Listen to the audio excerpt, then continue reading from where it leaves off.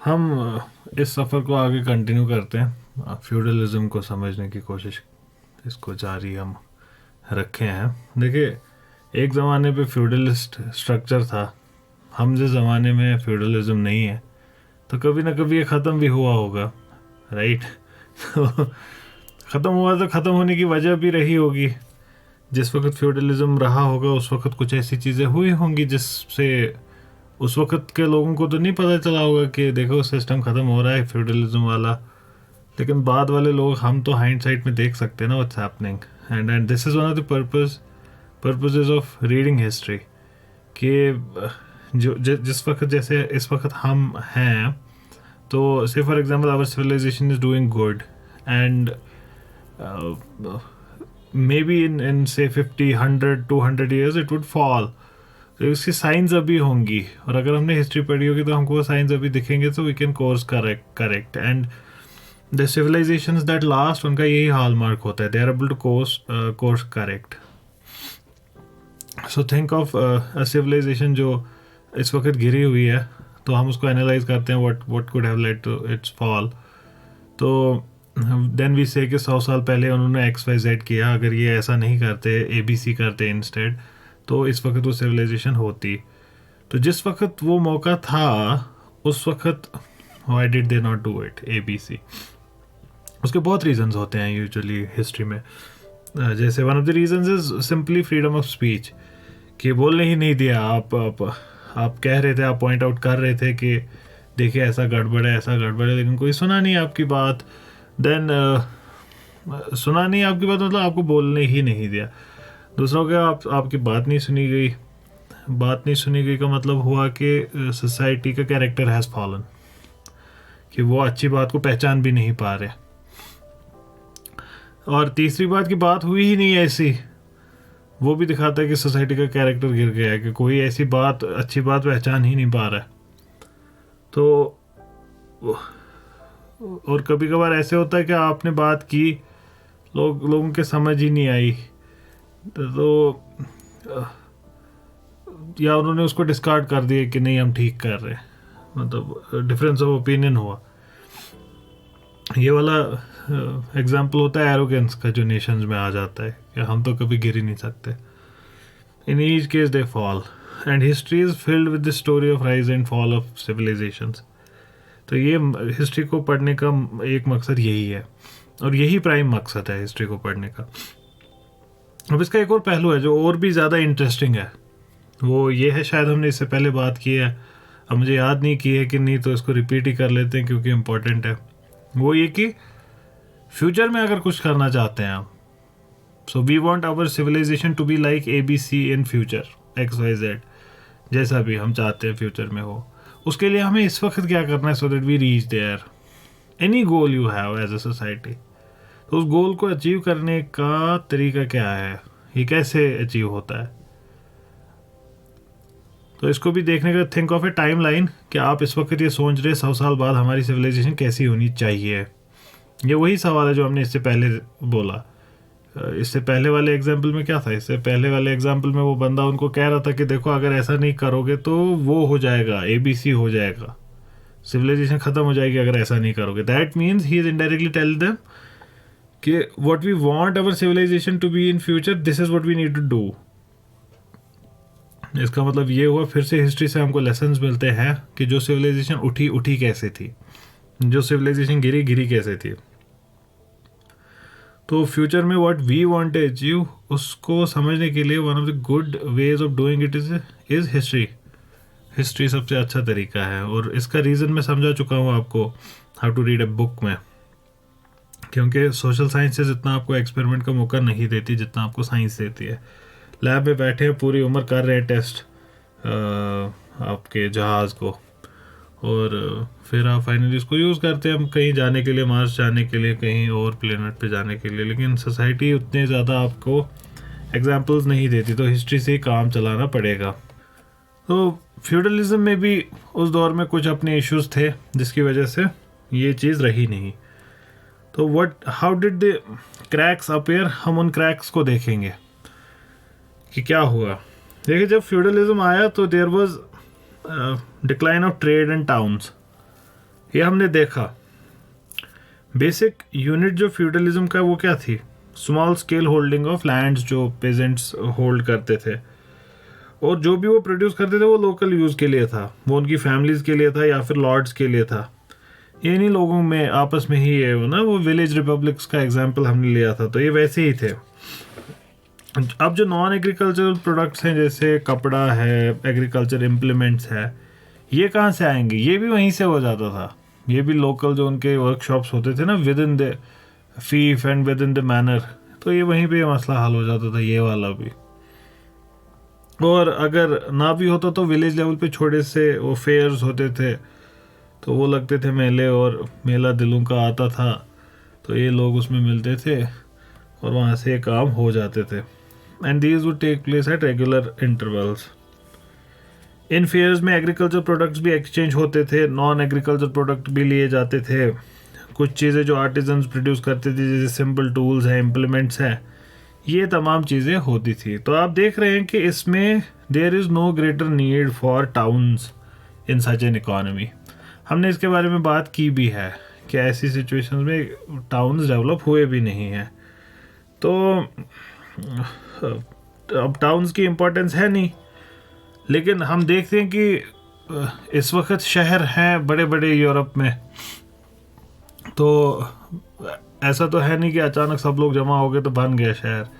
शहर धीरे धीरे बनता है, वो एक टाइम पे छोटा सा एक टाउन होता है, फिर वो एक बड़ा टाउन बन जाता है, फिर वो शहर बन जाता है बहुत बड़ा, फिर वो मेट्रोपॉलिटन बन जाता है। अब वो टाउन बनने से पहले गांव होता है।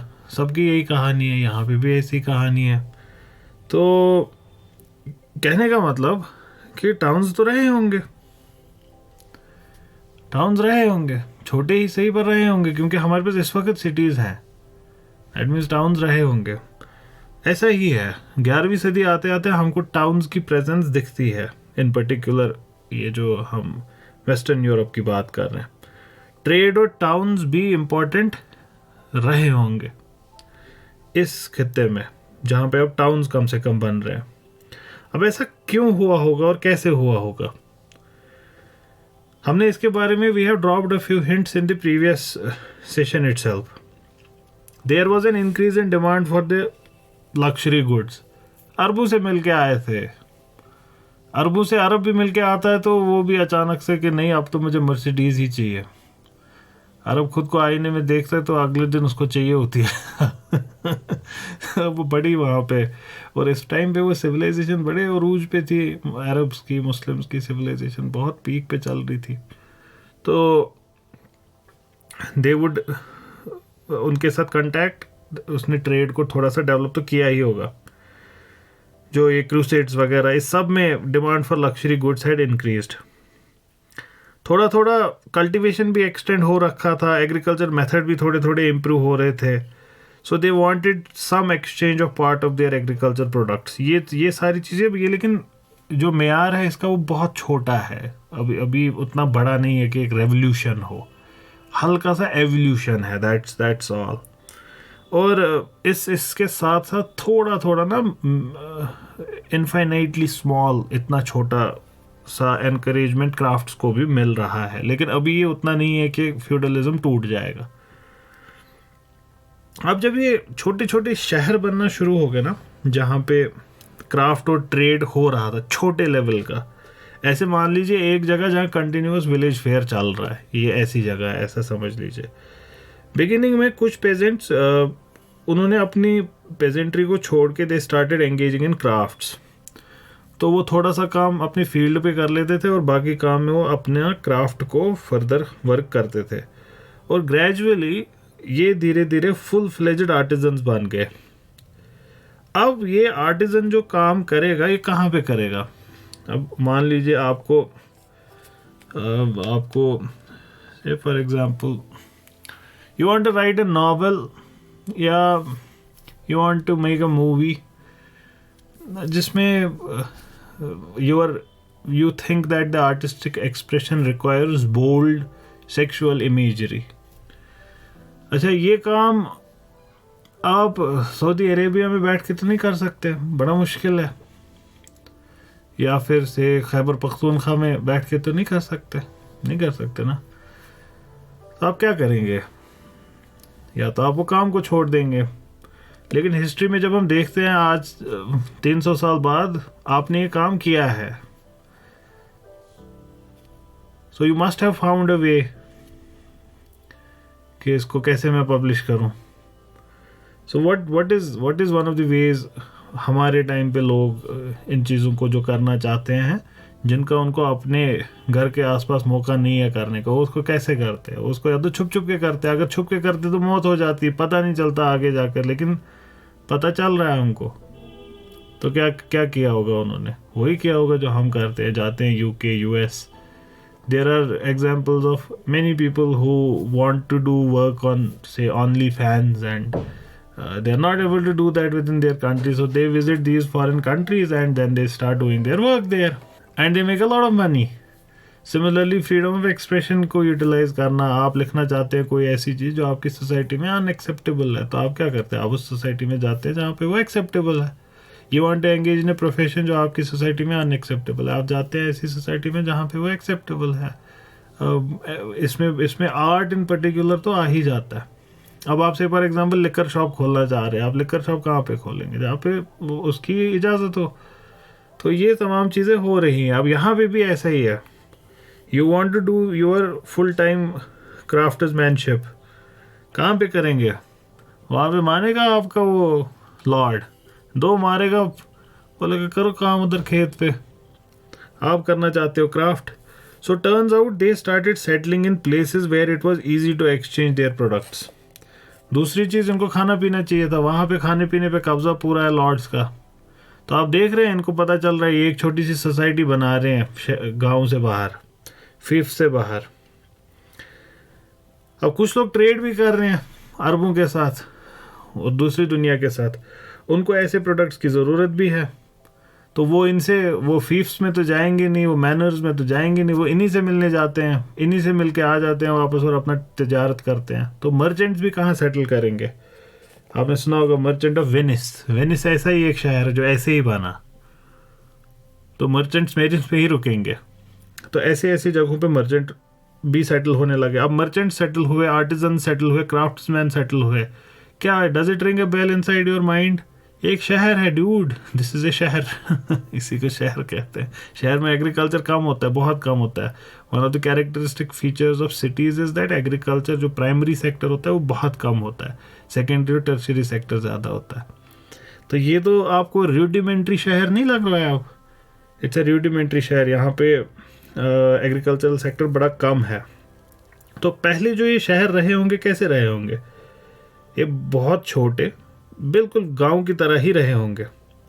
लेकिन जब ये शहर बना, कोई और भाग के आया होगा यहाँ, राइट? उसको भी आज़ादी चाहिए, वो भी यहाँ चला गया होगा। Number of artisans increased, the towns begin to grow and trade increases, merchants begin to grow. Merchants बढ़ गए, वो बढ़ गए and towns started to become bigger. ये छोटे छोटे शहर अब बन रहे हैं। वेस्टर्न यूरोप में वो they would trade with east.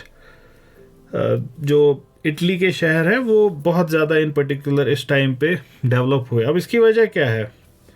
क्यों इटली? क्यों? Why not England? Why not France? Why not say Portugal? अब फिर से देखिए मैप की कितनी ज़रूरत पड़ेगी आपको। अगर आपको पता ही नहीं ये कंट्रीज़ हैं कहाँ पे, तो आप इसको कर ही नहीं सकते। खैर, इटली एक पेनिनसुला है, बहुत लंबा कोस्ट लाइन है इसका, बहुत लंबा, पूरा ये कंट्री कोस्ट लाइन है एक तरीके का, सिर्फ उसका नॉर्दर्न साइड। और वहाँ पे भी बड़ा इनका स्ट्रेटेजिक लोकेशन है इटली का, बहुत स्ट्रेटेजिक लोकेशन है। 3 साइड से तो पानी हो गया पहले तो, और जो नॉर्दर्न साइड बचा वहाँ से क्या है?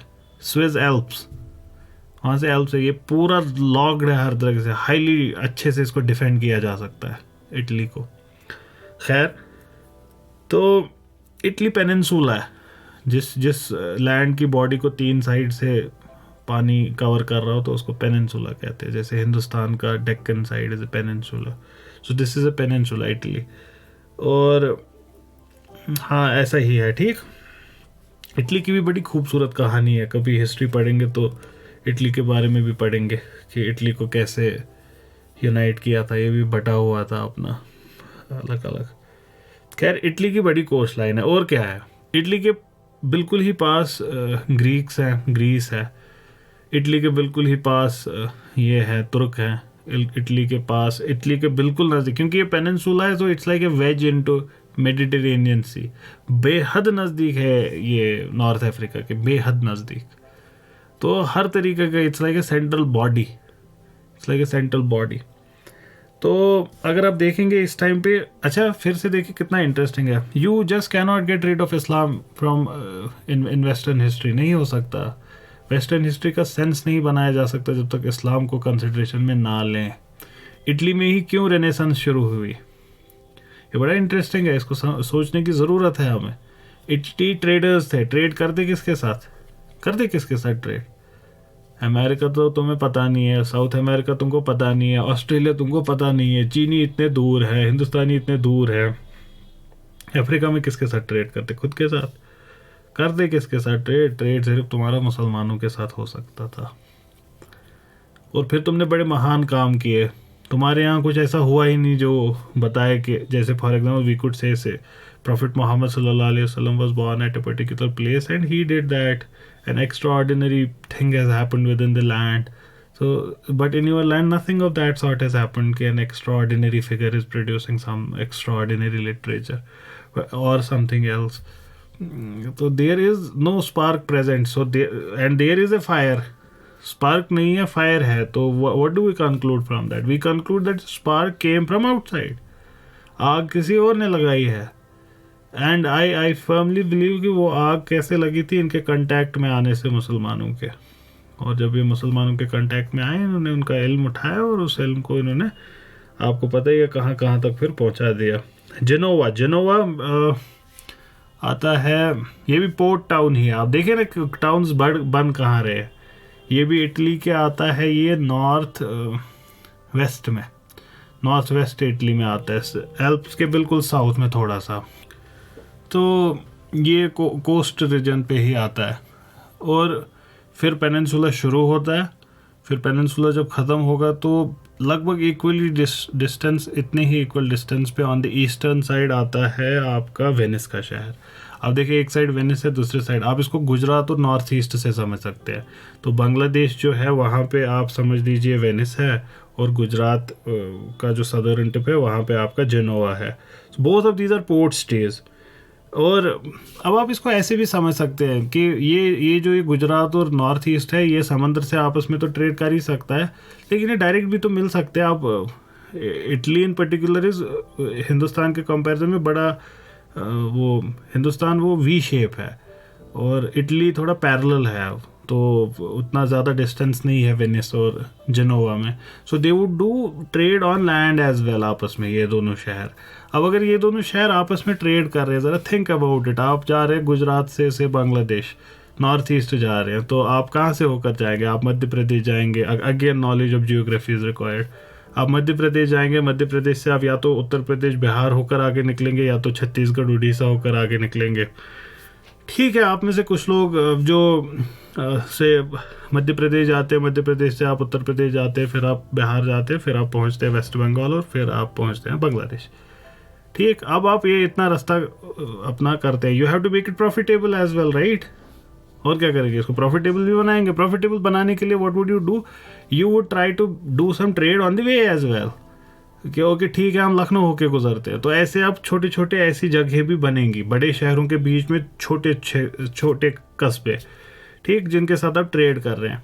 अब लोग ट्रेड कर रहे हैं, बक्सर के साथ ट्रेड कर रहे हैं, पटना के साथ ट्रेड कर रहे हैं, लखनऊ के साथ ट्रेड कर रहे हैं। इसमें ये छोटे कस्बे हैं, इसमें ट्रेड की उतनी गुंजाइश नहीं होगी। तो कुछ लोग क्या करेंगे, वो दूसरा रास्ता लेंगे, वो जाएंगे मध्य प्रदेश से छत्तीसगढ़ में वो जाएंगे, से फॉर एग्जाम्पल आसपास के जगहों पे रांची गए, रायपुर गए, आगे निकल गए भुवनेश्वर से आगे निकल गए, तो बन गए और छोटी छोटी जगह बन रही है। टेक फॉर एग्जाम्पल फ्लोरेंस बीच में आता है, ऐसे ही पिज़्ज़ा है, या फिर अच्छा रोम खुद में, रोम तो ज़मीन पे है, बिल्कुल समंदर तट से जुड़ा हुआ नहीं है। उसकी इम्पोर्टेंस क्यों थी तब, उसको देखेंगे कुछ देर में। बट जो हमने अभी एनालिसिस की, इसमें भी रोम फिट होता है। कैसे? रोम इसमें फिट होता है क्योंकि रोम बिल्कुल समंदर तट पे तो नहीं है और पास है, लगभग 25 किलोमीटर का डिस्टेंस है रोम और समंदर किनारे में, तो दैट्स नॉट मच। हाँ, पोर्ट सिटी नहीं है वो। अब इन शहरों में ट्रेड हो रहा है, ट्रेडिंग सेंटर्स बन रहे हैं, कॉटन आ रहा है, सिल्क आ रहा है, प्रेशियस स्टोन्स आ रहा है। आ कहाँ से रहा है? ईस्ट से आ रहा है। इनको इस्तेमाल कैसे करना है ईस्ट बताएगा। ये सारी चीज़ें ईस्ट ही बता रही है, ये सारा अरब बता रहा है इनको, और यहीं से वो इग्नाइट होती है इनकी रेनेसांस। खैर, अब ये यहाँ से बाकी यूरोप में जा रहे हैं। ये सिटीज़ बहुत डेवलप हो रही है, बहुत इनमें ट्रेड हो रहा है, वेल्थ इनकी बढ़ रही है, ये धीरे धीरे कल्चर के सेंटर्स बन रहे हैं। जैसे आपके कौम के जो बड़े शहर है ना, वो जो रुख मोड़ लेंगे आपकी कौम वही रुख मोड़ेगी, ये याद रखिएगा। रहमतें और लानतें दोनों पहले बड़े शहरों में आती हैं और फिर वो बढ़ती है छोटे शहरों में और फिर वो गाँव तक पहुँचती है। रहमतें भी और लानतें भी। पैगंबर भी बड़े शहरों में ही आते थे। The profits would arrive in big cities, ठीक, तो रहमतें भी वही आती है, और जो बुराइयाँ भी है वो भी इन्हीं बड़े शहरों से ही शुरू होती है। तो याद रखिएगा, कश्मीर वो रंग लेगा जो श्रीनगर लेगा, श्रीनगर वो रंग लेगा जो दिल्ली लेगा, दिल्ली वो रंग लेगा जो लास वेगस लेगा, जो मुंबई लेगा। तो ये ऐसे ही चलता आ रहा है। बड़े शहर छोटे शहरों को they create that uh inside them. अब आपको देखना है आपका मदीना कहाँ है। Is it in the desert in America or is it in the desert in Hijaz? So that is a human choice, and sometimes these are very difficult choices. मतलब इसमें इंसान का बस नहीं चलता, but you have to understand कि बड़े शहरों की इम्पोर्टेंस क्या होती है। खैर, तमाम यूरोपियन सिटीज़ लगभग मिडिवल टाइम्स की they would be entirely dependent on commerce, और इसी वजह से वो सी कोस्ट पे डिपेंडेंट है, सी कोस्ट पे हैं। जैसे वेनिस और जिनोवा, ये दोनों सी पोर्ट्स हैं। फ्लोरेंस, मिलान और पिसा, जो 3 मिसालें ली हमने, ये ट्रेड रूट्स पे हैं। अब इसमें से एक्सेप्शन क्या है? रोम। रोम की बात हमने की। रोम क्यों बना बड़ा शहर? इसमें क्या था? रोम इसलिए बना क्योंकि यहाँ पे हजरत आपके पोप बैठे हुए हैं, पुराना शहर है, it's the seat of the office of the pope. अभी पोप को हमने इस पिक्चर से बाहर नहीं किया है, अभी वो है इम्पोर्टेंट हस्ती, उसका पावर डिविंडल हो रहा है, मान लिया। कुछ साल बाद हो जाएगा प्रोटेस्टेंट रिफॉर्मेशन भी शुरू, जो बिल्कुल ही नहीं मानेगा उसकी अथॉरिटी को, लेकिन अभी तो है ना पावरफुल वो। अभी जो हॉलैंड है, बेल्जियम है, जर्मनी है, फ्रांस है, इंग्लैंड है, यहाँ पे भी छोटे छोटे गांव शहरों में तब्दील हो रहे हैं, और ये भी they are either sea ports और they are places of centres of trade and commerce. और यही जो सारे शहर इस वक्त बने हैं ना, वो इस वक्त यूरोप के सबसे बड़ी सिटीज़ हैं। ये इस टाइम से ही शुरू हुआ है ये सारा काम। Nearly all towns and halls of this time would be guarded by armed forces. ये क्यों जानना आपके लिए ज़रूरी है? हम इसको कर रहे हैं ना थोड़ा सा डिफ्रेंशिएट, कि पैरेलली फ्यूडल्स के साथ और भी बन रहा है कुछ, एक और पॉलिटी बन रही है कहीं और। And these towns were protected by walls. अब इस वॉल को कोई प्रोटेक्ट भी कर रहा है, किससे प्रोटेक्ट करना है? एनिमी फ्यूडल लॉर्ड से प्रोटेक्ट करना है। वेल्थ अट्रैक्ट्स, मतलब कहते हैं ना गांव बसा नहीं चोर हाजिर, तो शहर बसा नहीं चोर हाजिर भी इक्वली एप्लीकेबल है। तो यहाँ पे ऐसा हो रहा है। ये वैसे यूनिक नहीं है यूरोप में, हिंदुस्तान में भी ऐसे हर जगह सिटीज़ वेर वॉल्ड। ये वॉल्ड सिटीज़ ही होती थी। दिल्ली क्या था? दिल्ली क्या है? पर व्हाट इज़ ओरिजिनली दिल्ली? अब चलो उसकी भी हिस्ट्री में जा सकते हैं, इंद्रप्रस्थ, फिर महरौली, फिर अभी immediately before the Britishers made Delhi, what was Delhi? Delhi was Shahjahanabad. Shahjahanabad is what you call today old Delhi. अब old Delhi was new Delhi at one point of time. उससे पहले भी there was another old Delhi. That old Delhi was Mehrauli वाला side, जो दिल्ली सल्तनत के time पे बना था, and that was also New Delhi at that point of time. उससे पहले the Hindus would say that Indraprastha was old Delhi. पर उसके archaeological evidences I am not certain उसका कितना है, बट महरौली का तो है ही है। वहाँ पे iron pillar of Mehrauli, Quwwatul Islam mosque, वो सारी चीज़ें तो महरौली में आपको मिल ही जाएगी। And that was new Delhi. वो जब ओल्ड दिल्ली बना तो शाहजहां ने बसाया न्यू दिल्ली, जहाँ पे आपकी जामा मस्जिद है, चांदनी चौक है, एंड वो सारी जगह, red fort etcetera, and that has a wall. अगर आपने सुना, अगर आप दिल्ली कभी गए हैं तो आपने सुना होगा अजमेरी गेट, आपने सुना होगा कश्मीरी गेट। ये किस चीज़ के गेट है? ये किस चीज़ के गेट है? ये ओल्ड दिल्ली के गेट्स है उस ज़माने के। And these gates were named, I think, I haven't read it anywhere, again I did not even, मैंने ये भी नहीं पढ़ा था कि ये गेट्स इसके हैं, बट ऑब्जर्वेशंस एनफ होती हैं। तो it seems to me these gates must have been named the directions they were facing, जो इम्पोर्टेंट डायरेक्शंस थी। शायद कश्मीरी गेट नॉर्थ को फेस करता है, तो इस वजह से कश्मीरी गेट कश्मीर को फेस करता है, तो उसका कश्मीरी गेट हो गया। फिर अजमेरी गेट वुड भी अजमेर की डायरेक्शन में, तो शायद इस वजह से अजमेरी गेट कहते होंगे। तो I am not certain, but that's how you think about these things. तो वर्ल्ड सिटीज़ होती थी ये, तो उतना ही था ओल्ड दिल्ली, दैट सेट के उसके चारों ओर। अच्छा, अगर आपने ध्यान दिया हो, वो एक अंडरपास है दिल्ली में, ऊपर से उसकी ट्रेन जाती है, वो उसकी दीवार अभी भी खड़ी है वहाँ पे। So you can look at that wall of Shahjahan. फिर क्या हुआ, अब इन्होंने बना लिए छोटे छोटे वॉल्ड सिटीज़, वॉल्ड टाउन्स हम इनको बोलेंगे। इन वॉल्ड टाउन्स के अंदर की ज़िंदगी वही है जो आपने देखी होगी टीवी सीरीज़ वगैरह में, जिनमें मिडिवल टाउन्स दिखाते हैं। बड़ी बड़ी क्रुक्ड इसमें ये होती है, जगह इसमें स्पेयर करनी है ना, अदरवाइज़ आपको दीवार बहुत बड़ी बनानी पड़ेगी। जितना आप एरिया बढ़ाएंगे उतनी दीवार बड़ी बनानी पड़ेगी। तो यहाँ पे सड़कें छोटी होंगी, they are very narrow and crooked and unpaved and dirty. अब आप कंजेस्टेड एरिया में रह रहे हैं, डर्टी एरिया में रह रहे हैं, और ये ऑलमोस्ट सिविलाइजेशन के बाहर है ये वाले छोटे छोटे शहर, या इनको कोई गवर्न नहीं कर रहा है ऑल, तो ये गंदे भी रहे होंगे, सैनिटेशन भी पुअर रही होगी, एपिडेमिक डिजीज़ के फैलने के चांसेस ज़्यादा रहे होंगे।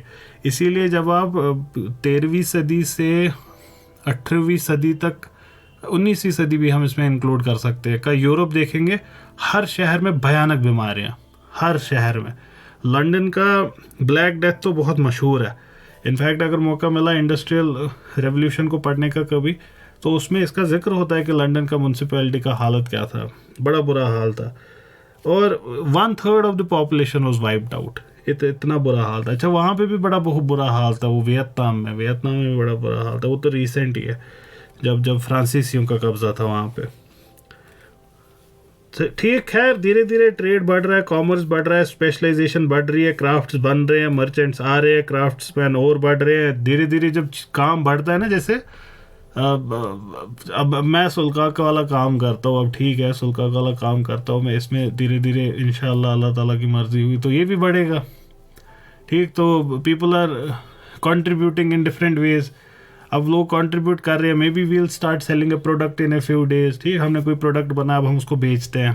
ठीक, या तो हमने क्लासेस शुरू कर दी रियल वर्ल्ड में, हमने कहीं पे एक जगह ले ली, एक घर ले लिया, वहाँ पे हमने अपना खानका खोला और वहाँ पे लोग अब आ रहे हैं। ठीक है, हमने से लोग हमारे पेट्रियन पे ये कर रहे हैं हमको कंट्रीब्यूट, या फिर एल्सवेयर, ये सारी चीज़ें हो रही है। अब इस सारे पैसे का हिसाब मैं कैसे रखूँगा? ये मुझे कुछ बनाना पड़ेगा ना, डॉक्यूमेंट, कोई एक्सेल शीट, कोई सॉफ्टवेयर एट्सेट्रा मुझे यूज़ करना पड़ेगा। That means some sophistication has started coming into my business. अब मेरा बिजनेस इतना बढ़ गया, इतना काम मेरा बढ़ गया कि अब मुझे किसी को केयर टेकर रखना है खानका का जो रियल वर्ल्ड में है। ये कोई ऑडियो रिकॉर्डिंग के साथ कोई और एडिटिंग करेगा, लाइब्रेरी कोई और मेंटेन करेगा। You see specialisation happening within खानका। अब इसको ज़रा मैग्नीफाई करें, अब इसको शहर पे अप्लाई करें। शहर में भी ऐसे ही रहा होगा, कोई क्राफ्ट्समैन, उसका काम बढ़ गया, अब वो पहले वो एक बनाता था, अब उसको 10 की डिमांड है, तो उसने 4 बंदे और लाए। अब इन 4 बंदों के लिए उसको 4 गुना रॉ मटेरियल लाना है, 4 गुना उसको तनख्वाहें देनी है। ये तमाम चीज़ें हो रही है। ये चीज़ करने के लिए what the craftsman used to do back then was make guilds of rudimentary companies समझ सकते हैं। So they used to make guilds. So there would be goldsmiths का एक गिल्ड, ब्लैक स्मिथ्स का एक गिल्ड, बार्बर्स का, leather workers का, carpenters का। ये गिल्ड्स क्या करते थे? ये अपने काम के स्टैंडर्ड्स मेंटेन करते थे, ये अपने काम में प्राइजेस मेंटेन करते थे। आप कैसे डील करेंगे ना, का इसका रॉन्ग बानून, तो सो दैट वो स्टैंडर्ड्स मेंटेन हो कि क्या रेट्स है, क्या है, तो ऐसा करते थे। कितने घंटे काम होगा, कितना पैसा मिलेगा। ठीक, अब ये गिल्ड जो है, जैसे इसमें गोल्ड का काम होता है, अब कोई और है वो भी इस गोल्ड का काम करना चाहता है, तो गिल्ड्स आपको अलाउ करते थे आना, but they would take you as an apprentice for some time. पहले आप अप्रेंटिस होते थे और फिर कुछ टाइम के बाद आप बनते थे कुछ और। गिल्ड्स जो थे, स्पेशली जो क्राफ्ट गिल्ड्स थे, इसने बड़ा यूजफुल पर्पस सर्व किया है मिडिवल टाइम्स में। गिल्ड्स ने they looked after social and economic needs of fellow members. हम देख रहे हैं ना ये मेन स्ट्रीम से अलग है, तो इनको भी अपनी पॉलिटी डेवलप करनी पड़ेगी। बाकी जगहों की पॉलिटी वेल डेवलप्ड है, देयर इज ए किंग, उसके नीचे अर्ल्स हैं, ड्यूक्स हैं, उसके नीचे बैरन्स हैं, बैरन्स के नाइट्स हैं और पेजेंट्स हैं, मैनर है, तो ये तमाम चीज़ें हैं। तो वहाँ पे तो वर्क कर रहा है, वहाँ पे अगर कोई गलती करेगा तो उसको सज़ा मिल सकती है। कौन सज़ा देगा? जो भी उस फेफ का लॉर्ड है। अगर जंग होगी तो नाइट्स वुड बी, तो वहाँ पे एक तरीके की पॉलिटी है, अच्छी है बुरी है, is a topic for other day. यहाँ पे कैसे होगा? यहाँ पे ये काम गिल्ड ने बहुत अच्छे से कुछ टाइम तक निभाया। लेकिन जब आप ये वाला काम करते हैं ना, when there is hostility, competition with another, it's kind of starts bringing into you वही वो नेशनलिज्म एक तरीके का। अभी नेशनलिज्म का कंसेप्ट दुनिया में आया नहीं है, लेकिन वो rudimentary form of nationalism develop हुई होगी। जैसे आप रोज़ उठते बैठते हैं साथ में, तो वो भाईचारा नहीं बढ़ता, आपस में बढ़ जाता है। तो अब जैसे फॉर एग्जाम्पल आप रोज़ उठते बैठते हैं मेरे साथ, अब कहीं और अगर if we go into a room and talk to some other person, or if we join a Twitter space and we are talking there are more chances that we might side on the same side of the story. Now this, what does this do? ये बनाता है जिसको आप modern दुनिया में कहते हैं एको chambers. अब एको चैम्बर्स बन रहे हैं, यहाँ पे तो एको चैम्बर्स नहीं बन रहे, यहाँ पे क्लोज्ड ग्रुप्स बन रहे हैं। अब ये जो क्या कहते हैं इनको, गिल्ड्स हैं, ये क्लोज हो रहे हैं थोड़े थोड़े, ये अब वो टाइटली निट है। अब यहाँ पॉलिटिक्स होगी कि नया मेंबर कौन आएगा, ये फलक वाले खेमे से आएगा, ये सुल्का वाले खेमे से आएगा, नहीं अनीस वाले को तो नहीं लेने देंगे, अनीस के बहुत ज़्यादा बंदे हो गए हैं यहाँ पे। तो ये ऐसे चल रहा है अब। तो now they are keeping out new comers and they are looking for their own gain now, these guilds वैसे हिंदुस्तान में श्रेणी का कंसेप्ट इसका पैरेलल है, बट साइमल्टेनियसली आप ये भी नोटिस करें कुछ तो नया हो रहा है। ट्रेड और टाउन्स का इमरजेंस एक इम्पॉर्टेंट कॉन्सिक्वेंस है फ्यूडल सोसाइटी का।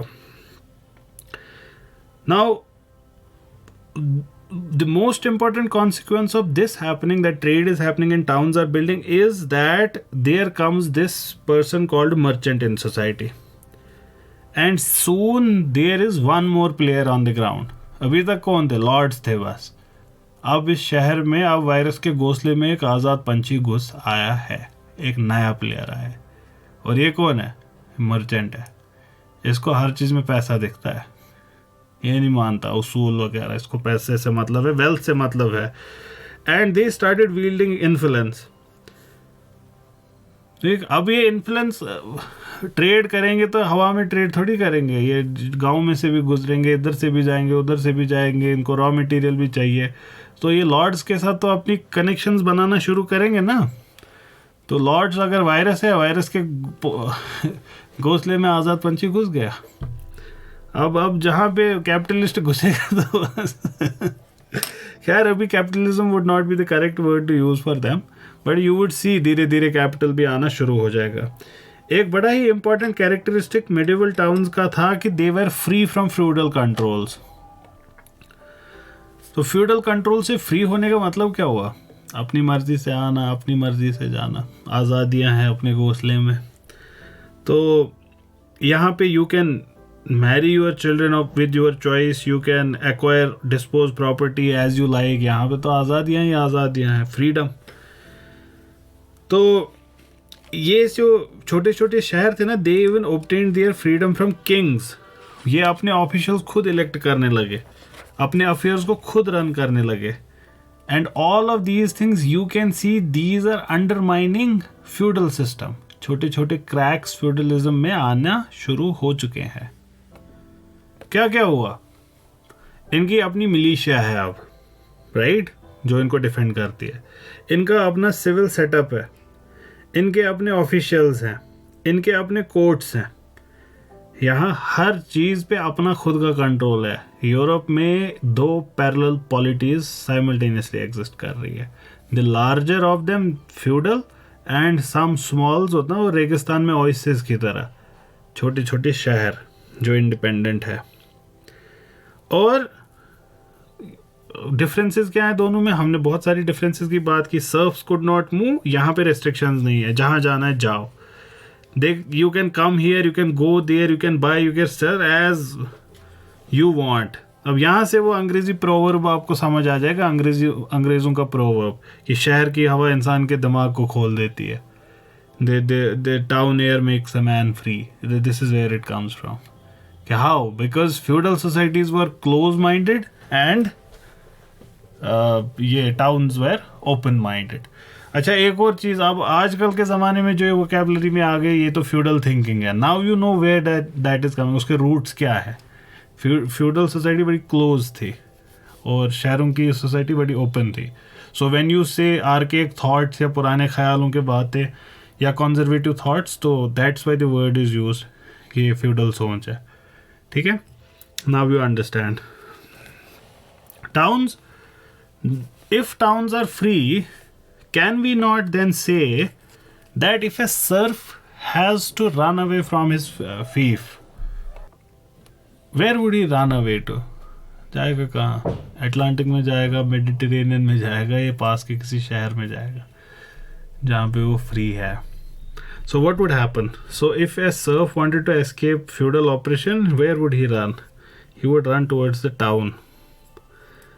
और टाउन्स एनकरेज क्या करते थे? ये तो इनको तो वर्कमैनशिप चाहिए, ये तमाम चीज़ें चाहिए। और यहाँ पे कैश क्रॉप्स डेवलप करते थे, इनको मैन्युफैक्चरिंग के लिए वर्कर्स चाहिए थे and all of these things. अच्छा, एक और डिफरेंस भी आ रहा है फ्यूडलिज्म से यहाँ पे। क्या है वो? इनको पे क्या करेंगे? वहाँ पे तो कोई पेमेंट की ज़रूरत नहीं थी। You are part of this fief, you have to work here. तुम्हारी सिक्योरिटी तुम्हारी पेमेंट है। यहाँ पे क्या करेंगे? तो कंसेप्ट ऑफ मनी इमर्जेस। अब क्या करेंगे वो? यहाँ के जो पेजेंट्स हैं, they could pay their dues to the lord in what? In cash rather than labour. ठीक है, अब जब ट्रेड बढ़ रहा है, इकॉनमी में पैसा यूज़ हो रहा है, आप समझ सकते हैं कि पैसे का यूज़ भी बढ़ रहा है सोसाइटी में। Quantity of money is also increasing. Money का फ्यूडल सोसाइटी में कोई रोल ही नहीं था। फ्यूडल मैनर सेल्फ सफिशिएंट था, वहाँ पे बार्टर सिस्टम एनफ था। Little buying and selling use to take place, और जितनी भी हो रही थी वो बार्टर सिस्टम से हो सकती थी। लेकिन यहाँ पे पैसा और पैसे का जो इफ़ेक्ट है वो फार रीचिंग है। पैसे ने रिपल इफेक्ट्स लाए आगे। In feudal societies, indicator of man's wealth is what? Land. कितना लैंड तुम ऑक्यूपाई करते हो। कुछ लोगों के पास वेल्थ थी, पर्टिकुलरली द चर्च नोबल्स के पास होती थी in the form of say gold as well silver, but land was the main wealth. And one more thing, the difference between gold and land would be land को you can use to make more wealth, gold को you cannot use to make more wealth. तो ये एक फ़र्क था इन दोनों में। अब ट्रेड बढ़ रहा है, मैन्युफैक्चरिंग बढ़ रही है। So what we see now is feudal economy is transforming into capitalist economy, जिसमें wealth is used to make profit. ये गोल्ड की तरह नहीं है, ये लैंड की तरह है। तो यहाँ पे कैसे काम होता है? यहाँ पे you invest your money in a business, in a trade, in an industry, you make profit, you reinvest your profit in that business. ऐसी वेल्थ को, ऐसे पैसे को कैपिटल कहते हैं। वहीं से आता है कैपिटलिज्म। अब देखिए, एक और चीज़ बदल गई। क्या चीज़ अब इम्पोर्टेंट हो गई सोसाइटी में? इस सोसाइटी में लैंड नहीं, money is the power.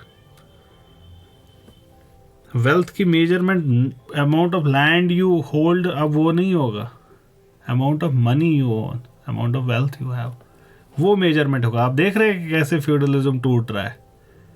Feudalism feud से रिलेटेड था, ज़मीन से रिलेटेड था, टूट रहा है, ख़त्म हो रहा है धीरे धीरे। फ्यूडल सोसाइटी में 3 तरीके के लोग थे। पहले तो से द क्लर्जी, जो इबादतों के साथ रिलेटेड थे, मज़हब के साथ रिलेटेड थे। फिर ये थे ये सोल्जर्स और नाइट्स एंड लॉर्ड्स थे, ठीक। These are the people who would fight etcetera, and then there were workers and peasants, जो वर्क करते थे दोनों, बाकी दो के लिए। अब यहाँ ग्रोथ ऑफ ट्रेड हो रहा है, यहाँ पे हालात बदल गए, जज्बात बदल गए। यहाँ पे एक आया जिसने फिर हमारा साथ नहीं छोड़ा कभी, इसको कहते हैं मिडिल क्लास। एक नई चीज़ आ गई, मिडिल क्लास डेवलप हो गया, ये नहीं था पहले। इसमें कौन है? मर्चेंट्स हैं। ये बड़े they were only a few in the beginning, but nonetheless very important in the society. Why? Because wealth, पैसा था इनके पास बहुत। इनिशियली ये ट्रेड करते थे उन्हीं लक्जरी गुड्स में ईस्ट से जो आते थे, और इसी वजह से जो ये इटालियन सिटीज़ थी ना, वेनिस, जेनोवा, पिज़ा, ये तमाम टाउन्स को मर्चेंट्स ही कंट्रोल करते थे। अब यही जो ये रिक्वायरमेंट थी ट्रेड की, इसने पुश किया जियोग्राफिकल डिस्कवरीज को कि निकलो समंदर से और ढूंढो और जगह। 15वीं सदी आते आते they found trade routes to various other parts, and then the pattern of trade changed for ever. और ये ट्रेड को पहले डोमिनेट किया पुर्तगालियों ने और स्पेनिश ने। अब ये हिंदुस्तानियों को क्यों नहीं पता? हिंदुस्तान में अंग्रेज़ों का कब्जा रहा, हम ज़्यादा वाकिफ़ अंग्रेज़ों से है। तो अंग्रेज़ जब हिंदुस्तान आए, फिर कैसे वो आपस में लड़े उधर इधर, और कैसे उन्होंने सब्सिडरी अलायंस किया, कैसे उन्होंने डॉक्ट्रिन ऑफ लैप्स किया, और धीरे धीरे एनेक्स करते गए हिंदुस्तान को। तो हमें ये पता है, हमें उनके पावर्स के बारे में पता है, वो कहाँ से आए, कैसे गए। लेकिन उससे पहले की हिस्ट्री में स्पेनियार्ड्स और पुर्तगाली, ये बहुत इंपॉर्टेंट फोर्सेस है। These are really big things. उससे पहले अगर आप साउथ, आपने कभी have you wondered how are these people in say Puerto Rico etcetera, जो साउथ अमेरिका है, वहाँ पे वो स्पेनिश बोलते हैं। क्यों बोलते हैं? और जो स्पेनियार्ड्स ने वहाँ पे मेहम किया, उसकी हद नहीं है कोई। And one part of it was intentional and another part of it was unintentional. They bought their smallpox with them, and वहाँ के लोकल्स, उनके पास इम्यूनिटी नहीं थी। बहुत डेथ्स हुई, बहुत ज़्यादा डेथ्स हुई, और बड़ा जुल्म उन्होंने किया वहाँ पे, बहुत बहुत बुरा हाल जो उन्होंने वहाँ पे जुल्म किया स्पेनियार्ड्स थे। तो अपेरेंटली लव योर नेबर। खैर तो क्या ही बोले, बड़े बुरे हालात थे इस टाइम पे। साइमल्टेनियसली क्या हो रहा है, ये जो ये डेवलपमेंट्स हो रही हैं, और भी चीज़ें होंगी साथ में मैन्युफैक्चरिंग गुड्स के रिलेटेड। अर्ली मिडिवल पीरियड में most of the non agricultural products they required that were required by the people, उनको कौन प्रोड्यूस कर रहा था? वो प्रोड्यूस हो रहे थे लोकली, लोकल क्राफ्ट्समैन उसको बना रहा था, वो एक सर्व बना रहा था, और usually this used to be done for the sake of the lords. अब टाउन्स बन गए, अब सिटीज़ बन गई, तो बहुत सारी चीज़ें शिफ्ट हो गई सिटीज़ में, क्योंकि लोग शिफ्ट हो गए सिटीज़ में। और and one of the things that particularly shifted to cities was crafts. Guilds वहाँ बन गए ना। अब आपका क्या, आपका जो क्राफ्ट्समैन था जो वो बना सकता था, वहाँ पे इकोनॉमीज ऑफ स्केल है, वहाँ पे और भी बेहतर प्रोडक्ट बन रहे हैं। आपका यहाँ वो बना रहा है, चेयर बना रहा है, वहाँ पे वो सोफा भी बना सकता है। आप देख रहे हैं कि importance of towns is increasing,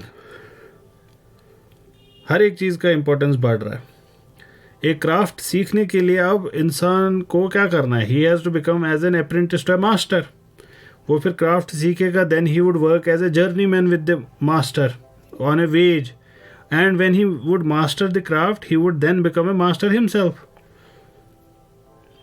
ये ऐसे ही तरीका था। और पहले तो बड़ा कम ही प्रोड्यूस करते थे, 3 to 4 people they would be there in a guild and they would start to work. एक छोटा सा यूनिट ऑफ शॉप होता था where they would sell their produce. आप देख रहे हैं कि रूडिमेंट्री मॉडर्न सिटीज़ बन रही हैं, और इस यूनिट के अंदर there was no inequalities. एक गिल्ड के अंदर कोई इनइक्वालिटी नहीं थी, सब इक्वल हैं। The guild system was, even though it served its purpose, yet it was not suited for the requirement of a large scale production. Market को अगर एक्सपेंड करना है तो ये सिस्टम एनफ नहीं था। मार्केट को एक्सपेंड करना है, ये सिस्टम एनफ नहीं है, दैट मीन्स कोई और सिस्टम आ जाएगा। कोई और सिस्टम आ जाएगा का मतलब हुआ कि ये सिस्टम अब टूटना शुरू हो जाएगा। गिल्ड सिस्टम, गिल्ड सिस्टम में पहले क्या होना शुरू हो गया? इनइक्वालिटीज अपीयर होना शुरू हो गई। ये कैसे हुआ? जो मास्टर्स थे they would not let anyone else to become a master. They are not going to let their journeymen become masters. They would continue paying them wages, and they would continue paying them वही low wages. फिर एक system develop हुआ है और ये बड़ा interesting है. यहाँ से आपको कैपिटलिज्म के प्रॉपर रूट्स अब दिखेंगे. इसको कहते हैं putting out system. Putting out system से और भी इंडिपेंडेंस डिक्लाइन होगी इनकी गिल्ड्स की. देखिए क्या हुआ. मर्चेंट आया क्राफ्ट्समैन के पास. उसने देखा कि ये तो 4 चीज़ें बना पा रहा है महीने में. क्यों बना पा रहा है? उसके बहुत सारे रीज़न्स हैं. पहला रीज़न है उसका है कि वो बंदे ही 3 हैं. ठीक है. एक और रीज़न है उसके पास रॉ मटेरियल नहीं है उतना. तीसरा उसके पास पैसा नहीं है कि वो इतना रॉ मटेरियल ले पाए. मर्चेंट लगा रहा है अपना दिमाग. मर्चेंट कह रहा है ठीक है रॉ मटेरियल मैं दूंगा, तुम बनाओ. कितना बना सकते हो? कहता है 10 बनाऊंगा मैं. ठीक है तुम 10 बनाओ. दूसरी जगह जाता है, उसको कहता है रॉ मटेरियल मैं दूंगा, तुम बनाओ. So what you are seeing now is the fundamental change which defines capitalism. क्या हो रहा है यहाँ पे? रॉ मटेरियल आ रहा है आपके घर. आप घर में बैठे हैं, आप उस पर काम कर रहे हैं. जिसने वो रॉ मटेरियल दिया था वो आता है, वो उसको ले जाता है, आपको कुछ पैसे देता है. अगर आप इस चीज़ को ध्यान से देखें, ये क्या है? ये वही है जो आज के ज़माने में हो रहा है. इस बारी वो घर नहीं आता आपकी चीज़ देने के लिए. आप एक जगह जाते हैं, उसके रॉ मटेरियल पे काम करते हैं, आप वहाँ से निकलते हैं, वापस अपने घर आते हैं. So in principle same thing is happening. इसी को हम कैपिटलिस्ट सिस्टम बोलते हैं ना. अब अगर इसके मेटाफिजिकल लेवल पे जाए, थोड़ा सा एक स्टेप अंदर जाएं इस चीज़ में, क्या हो रहा है? एक और चीज़ जो पहले नहीं थी. पहले जो आप रॉ मटेरियल खरीदते थे, अब ये रॉ मटेरियल ये आपकी प्रॉपर्टी है. आप अपनी प्रॉपर्टी पे अपना लेबर ऐड करके अपना प्रोडक्ट बना रहे हैं. You own that product and then you sell that product. If you do not want to sell it, you can keep it. कोई दिक्कत नहीं है, कोई आपसे कुछ नहीं बोलेगा. Now what is happening? You are not owning what you produce. You're not owning what you produce. ये बड़ा सिग्निफिकेंट है, ये बेहद सिग्निफिकेंट है. यही से तो मार्क्स की दिक्कत शुरू हो जाती है. Karl Marx is not liking it कि I do not own my own produce. क्या कह रहे हो आप? So the craftsman is not owning what he is producing. What are they doing now? They are becoming wage earners. That's all. They only owned अपने छोटे मोटे tools. और आप देखेंगे वक्त के साथ वो टूल्स भी अब जो मर्चेंट है वही, उसी मर्चेंट को अब आप कैपिटलिस्ट बोलते हैं. ये क्या है? बनिए हैं, बड़े बनिए हैं. स्टीव जॉब्स एक बड़ा बनिया है, और क्या? He is a merchant. Zuckerberg is a merchant. All of they are merchants, sophisticated merchants, but merchants nonetheless. So subsequently this system now, अब अभी क्या हो रहा था? ये जा रहा था आपके घर, आपको मटेरियल दे रहा था. अभी बोलता है आप ही आ जाओ. अब मैं इतना मटेरियल कहाँ ढूंढूंगा? एक बंदे को आना पड़ेगा, मैं इतना मटेरियल ढूंढूंगा. बेहतर है आप आ जाओ. अब आप जा रहे हैं, कोई दूसरे मोहल्ले से जा रहा है, कोई तीसरे मोहल्ले से जा रहा है, कोई चौथे मोहल्ले से जा रहा है, और सब वहाँ पे मिलकर दिन में काम करते और वहाँ से निकलते. क्या बन गया? फैक्ट्री बन गई. तो फैक्ट्री सिस्टम इमर्ज होता है. यहाँ पे एक ही बिल्डिंग के अंदर प्रोडक्शन हो रही है. इस बिल्डिंग को ओन कर रहा है कैपिटलिस्ट, और वर्क किया जा रहा है उन टूल्स को यूज़ करके. Tools now become machines and the machines are also owned by the capitalist. Worker is owning nothing. He is working for wages. तो ये सारी चीज़ें आप देख रहे हैं कि कैसे मॉडर्न इकोनॉमीज डेवलप हो रही हैं. खैर, मैन्युफैक्चरिंग इस दौर में बड़ी एक्सपेंड हुई, and there was growing differentiation in towns as well. अब शहर भी अपने अपने चीज़ों में डेवलप होने लगे. जैसे Manchester was known for cloth, वहाँ पे क्लॉथ पे सबसे ज़्यादा वर्क होता था. अब ये भी होने लगे. और भी एक चीज़ है जो फाइनल है इस चीज़ को समझने के लिए कि ये फ्यूडलिज्म ख़त्म कैसे हुआ. अभी तक तो आपको समझ ही आ रहा होगा कि हर चीज़ में तब्दीलियाँ आ रही हैं. एक और चीज़ है, मिडिल एजेस में हमको evidences of lot of peasant revolts मिलते हैं. There are lot of peasant revolts against their feudal lords. At least from the 14th century onwards, this is definitely happening.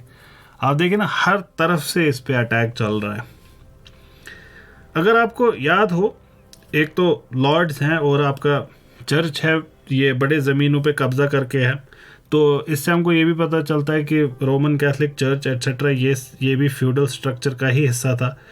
तो अब आपको यहाँ से ये भी तो पता चलेगा, अगर हमको evidence of revolts against feudal system मिल रही है तो you can take a hint from there कि sometimes it would take the shape of fight against revolt against church as well, right. हम लड़ रहे हैं मकान मालिक से, ठीक, मकान मालिक से हमारी लड़ाई हो रही है। मकान मालिक कभी चर्च है, मकान मालिक कभी फ्यूडल लॉर्ड है, तो हमारी लड़ाई कभी चर्च से होगी, कभी फ्यूडल लॉर्ड से होगी। आप देखिए थोड़े थोड़े हिंट्स प्रोटेस्टेंट रिफॉर्मेशन की तरफ भी चल रहे हैं। खैर, चर्च से भी अब लड़ाई हो रही है। चर्च सबसे ज़्यादा काम कहाँ पे करता था, किस फील्ड में? ये करता था ज़्यादा इंटेलेक्चुअल साइड पे, ये इल्म की दुनिया पे ज़्यादा इसका कब्जा था दैन ज़मीन पे। और ये सप्रेस करता था न्यू आइडियाज़ को जो डिविएट करते थे इनके डॉक्ट्रिन से। जो पेजेंट्स के लीडर्स थे, ये रेबेलियस पेजेंट्स के, so they would often advocate at this time ideals जो चर्च नहीं प्रीच करता था। अब ऐसा क्यों होगा? एक तो ऐसा हो सकता है कि जेन्युइनली चर्च जो प्रीच कर रहा है उसके खिलाफ वो बात कर रहे हैं, क्योंकि उनके फ़ायदे में उसके खिलाफ बात है। मान लीजिए चर्च कह रहा है कि आर्टिजन नहीं होना चाहिए, शहर नहीं होना चाहिए, तो ये तो ऑफकोर्स बोलेंगे उसके खिलाफ, नहीं हमको शहर बनाना है। तो कुछ बातें तो ऐसी रही होंगी, लेकिन आप इसमें देख सकते हैं कि कुछ क्लियर पॉलिटिकल रीजंस भी रहे होंगे। क्यों? क्योंकि चर्च के लिए its own existence is at stake. कैसे? ये पेजेंट्स फ्यूडल लॉर्ड्स के खिलाफ कर रहे हैं। एक फ्यूडल लॉर्ड चर्च भी तो है। अब जब ये लड़ाई, ये लाठी उठेगी तो बरसेगी तो सब पे बरसेगी। तो church is siding with the feudal side, तो of course they would be giving intellectual arguments for that कि ये जो सिस्टम है ये उसी के फेवर में अपने सारे व्यूज देगा। So it would try to characterise all those people on the other side as bad people. तो आप देख सकते हैं कि क्यों ये डाइवर्जेंस दो ग्रुप्स में आ गया। As a result of all of these developments you can see feudal system के लिए अब कोई जगह बची है नहीं। हर तरफ से इस पे लाठियाँ बरस रही है। शहर धीरे धीरे और आज़ाद होने लगे, कंट्रोल ऑफ लॉर्ड्स और वीक होता गया, और control of lords feudal society के लिए बड़ा ज़रूरी था। एकेडमिक साइड पे क्या हो रहा है कि चर्च और एकेडमिशियंस के बीच में अब आने लगे। इस वक्त की अगर आप क्रिटिक्स देखेंगे ना, तो वो क्रिटिक्स बड़ी दे आर स्केरिंग क्रिटिक्स, और फिर जब वो आगे 17वीं सदी, 18वीं सदी, 16वीं सदी में आएगा, वो आसमान पे पहुंचेगा। थॉमस पेन में या फिर वोल्टेयर में, ऐसे लोगों में this would reach sky high. धीरे धीरे towns become very prosperous and now comes the final last player, एक जो इस पूरी कहानी में पहले दिन जिक्र हुआ और अब वो फिर से आएगा। ये वे बिल्कुल वैसे चल रहा है गेम ऑफ थ्रोन्स की तरह। You forget one player who is there. Who is that? The king, बादशाह खुद से। बादशाह सलामत का क्या हाल था अभी तक? उसको बैरन बोलता था काम करो अपना नहीं तो नहीं देंगे नाइट्स। किंग देखता है, अच्छा ऐसी बात है, ठीक है। मर्चेंट को क्या चाहिए? लेजिटिमेसी। किंग को क्या चाहिए? पैसा और फौज। ठीक, आप देख रहे हैं ना, this is a match made in heaven. ये आसमान पे बना है, लिख के आया था वहीं से कि तुम जन्म जन्म का साथ है बादशाह का और मर्चेंट का। ये साथ ये आज भी ऐसा ही है। पॉलिटी एंड इकोनॉमिक्स एक साथ, big business houses funding political parties, हर जगह ऐसे ही है। यहाँ पे भी ऐसा ही है। सो किंग्स जो अभी तक पावरलेस थे फ्यूडल सिस्टम में, ये अपना सपोर्ट कहीं और से ले रहे हैं। कहाँ से? टाउन्समैन से। और अब now they are able to increase their influence and enforce their will on the lords. Now one big difference that it does is kings can have their own armies. क्यों? क्योंकि उनको पे कर सकते हैं। And now if they have their own army, आपके knights किस काम के हैं? किसी काम के नहीं। जिस वजह से आपकी वैल्यू थी वो चीज़ ही ख़त्म हो गई, लॉर्ड्स ख़त्म हो गए। लॉर्ड्स ख़त्म हो गए, मैनर ख़त्म हो गए, मैनर ख़त्म हो गए, फीफ्स ख़त्म हो गए, फ्यूडलिज्म ख़त्म हो गया. And thus we see feudalism began to decline in different parts of the world. But of course हर जगह ये एक ही स्पीड से नहीं चलता है. 18वीं 19वीं सदी तक हमको डिफरेंट सोसाइटीज़ में फ्यूडलिज्म के इंस्टेंसेस मिलते हैं और इसकी जगह एक नई सोसाइटी इमर्ज होने लगी जिसको इंशाल्लाह हम अगले सेशन से आगे देखना शुरू करेंगे जब हम रेनेसांस एटसेट्रा उनको देखेंगे. And then we will continue with our IGNOU वाला पेपर.